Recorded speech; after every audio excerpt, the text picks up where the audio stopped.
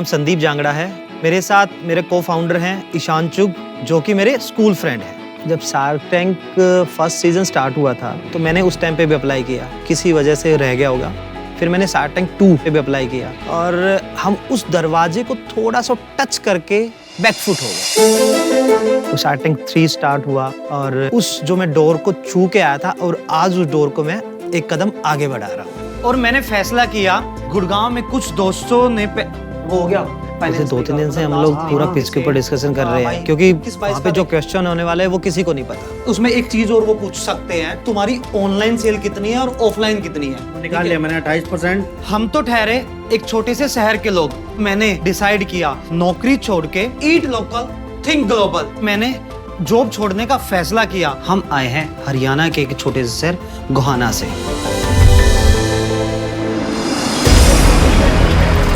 से मैं आया हूँ वहाँ पे हमारे रोजमर्रा के सपने, किसान हैं हम लोग या फिर छोटे मोटे बिजनेस हम लोग करते हैं। उस शहर से जब मैंने शुरुआत की तो मुझे भी कोई ऐसा आइडिया नहीं था कि हम इस बिजनेस को इस लेवल तक और यहाँ तक हम पहुँचा पाएंगे।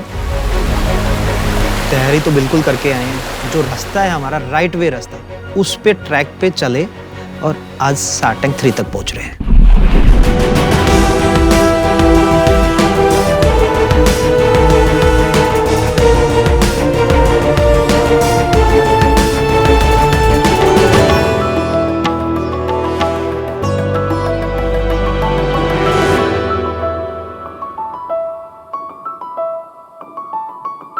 नमस्ते शार्क, मेरा नाम ईशान है और मैं 31 साल का हूँ। नमस्ते शार्क, मेरा नाम है संदीप जांगड़ा और मैं 32 साल का हूँ। हम आए हैं हरियाणा के एक छोटे से शहर गोहाना से। शार्क, आपने कभी गोहाना के बारे में सुना है? नहीं। जलेबी वहां से आती है ना? जी बिल्कुल सर। ये महानगरों से दूर एक छोटा सा शहर है जिसकी पॉपुलेशन ऑलमोस्ट 1 लाख के आसपास है और जो गोहाना फेमस है अपनी बड़ी बड़ी जलेबियों के लिए है और हमारे पिज्जा गैलेरिया की वजह से भी है। मैं शार्क पिज्जा गैलेरिया शार्क जब सॉरी आराम से आराम। पानी पड़ा अगर शार्क पिज्जा गैलेरिया की शुरुआत दिसंबर 2015 से हुई। हम तो ठहरे भाई एक छोटे से शहर के लोग। जब मैं पहली बार गुड़गांव गया, वहाँ की बड़ी बड़ी बिल्डिंगें देख के एकदम से मैं चकाचौंध रह गया। वहाँ पे मैंने पहली बार मेरे दोस्तों के साथ कॉन्ट्री करी और पिज्जा ट्राई किया। क्या लाजवाब चीज थी भाई, जैसे कि मानो कि शेर के मुंह में खून चख लिया हो। और तभी मैंने फैसला किया इसे तो मैं गोहाना लेके ही जाऊंगा। मैंने जॉब छोड़ने का फैसला किया और वापसी गोहाना जाके पिज्जा गैलेरिया की शुरुआत की। शार्क, हम लोग जाने जाते हैं हमारे फ्रेश डो और फ्रेश इंग्रेडिएंट्स के लिए। हमारे मेन्यू के अंदर नंबर्स ऑफ वैरायटीज के पिज्जा हैं, पास्ता है, गार्लिक ब्रेड, चोकोलावा और पॉकेट कैलिजोन है। हमारे पास गोहाना स्पेशल बाहुबली पिज्जा भी है जो कि गोहाना की जलेबी से भी बड़ा है। मैं पूरे गर्व से कह सकता हूँ कि गोहाना को पहली बार पिज्जा खिलाने वाला पिज्जा गैलेरिया है। नाइस। और गोहाना से स्टार्ट करने के बाद हमने हरियाणा, पंजाब, दिल्ली, एनसीआर में अपने 30 आउटलेट अभी रन कर रहे हैं और हम अब आगे इसको एक्सपेंड करने के लिए बिल्कुल तैयार हैं। हमारा विजन है पिज्जा गैलेरिया को इंडिया का नंबर 1 वेज पिज्जा ब्रांड बनाने का। और उस सब के लिए आप सब अब सब मुझे और उसे अब हमें आप सब शार्क की जरूरत है। और हमारा आस्क है 1 CR फॉर 2% इक्विटी के लिए। अब पूरा भारत बोलेगा पिज्जा मतलब पिज्जा गैलेरिया। यार मुंह में पानी आ रहा है, पिज्जा खिला दो। हाँ,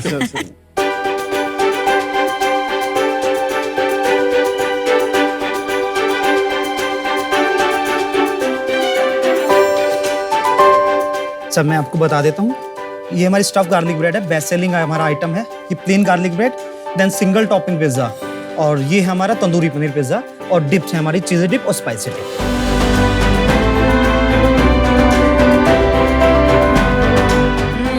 तंदूरी पनीर पिज्जा बहुत अच्छा है।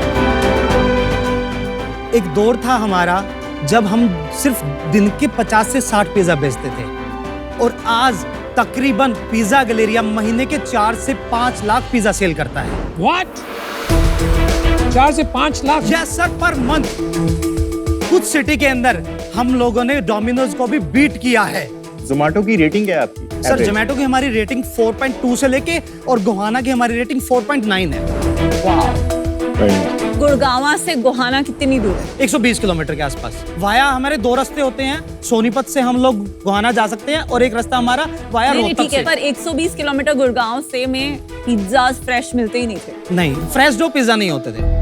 आपने कहा 2015 में ये बात हुई, तो यार 2015 के पहले क्या कर रहे थे तुम? मैंने स्कूलिंग की लोकल गोहाना से ही। उसके बाद मेरा जो कॉलेज भी था वो भी एक गांव में मेरे पापा ने मेरा एडमिशन करा दिया।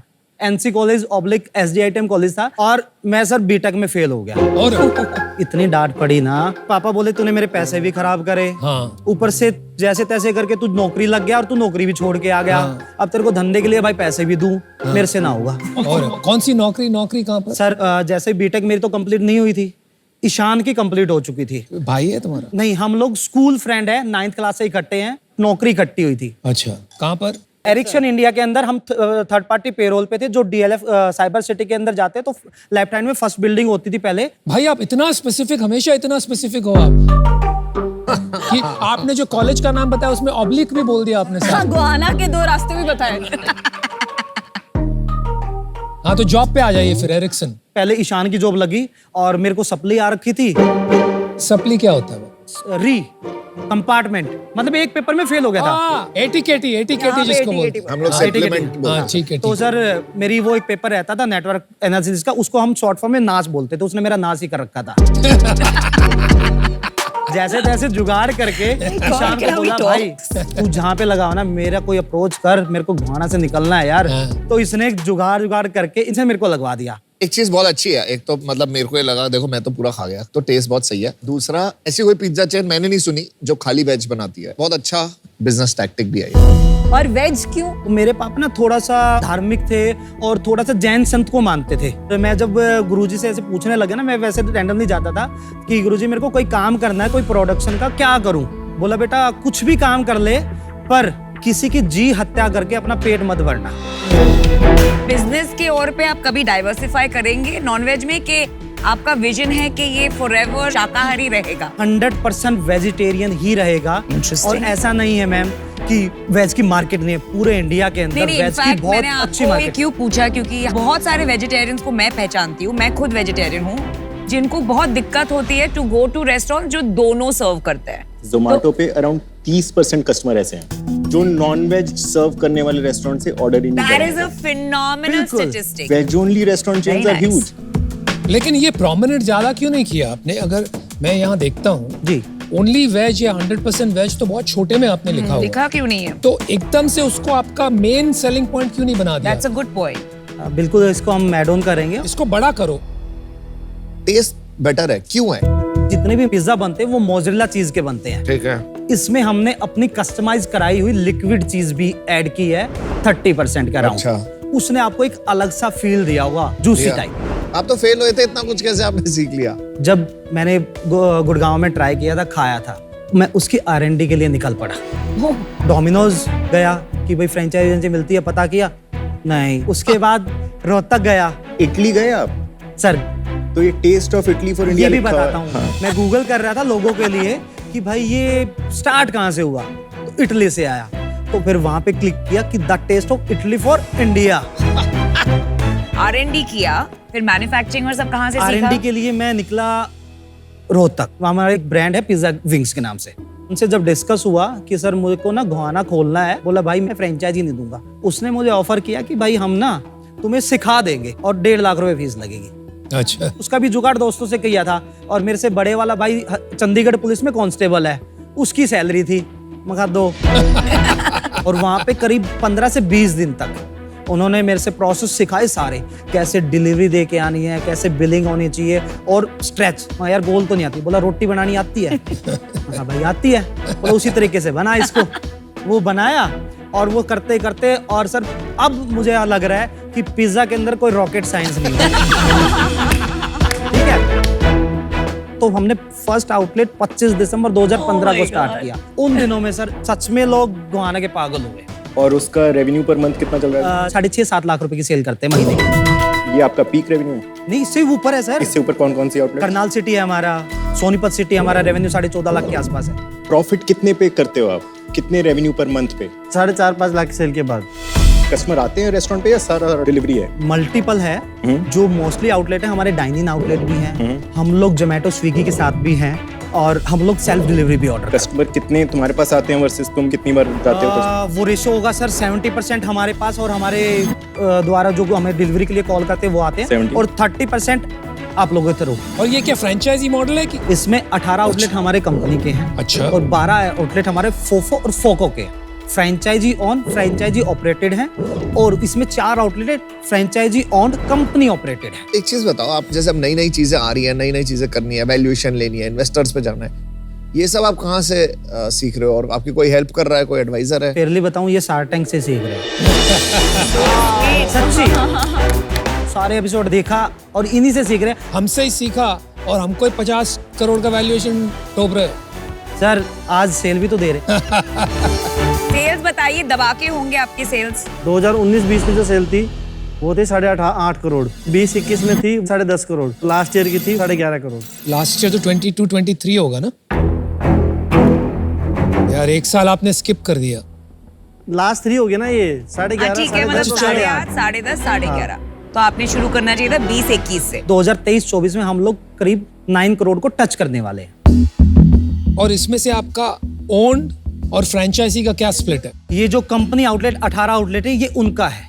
अच्छा, और फ्रेंचाइज का अलग क्यों नहीं बताया आपने? फ्रेंचाइजी से हम लोग रॉयल्टी लेते हैं और सेकंड जो हम उनको इन्वेंट्री रॉ मटेरियल देते हैं उसमें कट होता है। तो कितना है बता दो ना, उसको ओन्ड आउटलेट में जोड़ देते हैं। टोटल 1.5 लाख रुपीस आ रहा है per month. Per month 1.5 lakh.